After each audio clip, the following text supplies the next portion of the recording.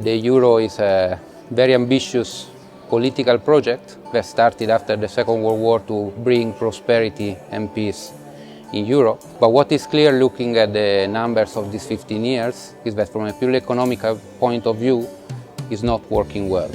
And I think now the Eurozone is at a crossroads where either it goes towards more political integration, fiscal union, completes the banking union, or the situation ahead can be very dangerous and costly for the people of the different member countries.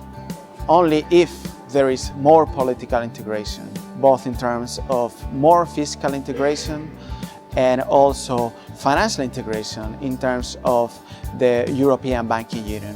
I think it's worthwhile going in that line of action, and I think it's the only way in which the euro can survive in the future. For me, one of the big advantages of the euro is, apart from the European integration and political integration, is the advantage that the countries have, because of, like, especially southern countries, but also northern countries, because many of the issues, so things like inflation rate, interest rates, or the exchange rate, they are now easier predictable.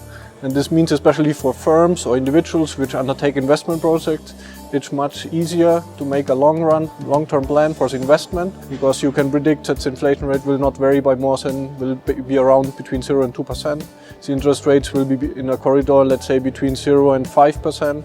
And also the exchange rates within the euro area are fixed now, so it's much easier to undertake investment projects in Europe or in other European countries, or even in the home country. It's definitely that in Europe, in order for the euro to survive, we need a common fiscal policy, but the political decisions that have to be taken for that, I see as almost impossible that they will be taken, also because the costs for the individual politicians at the European level are almost too high. So I'm very skeptical.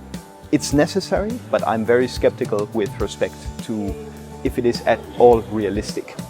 And so the idea, the big challenge, I would be hopeful, I would still invest capital because we don't have an exit clause by law of the break of the euro, but at the same time, this political capital means conveying the idea to the people, and a very, in a certain sense, like in monetary policy, very forward guidance with very big commitment.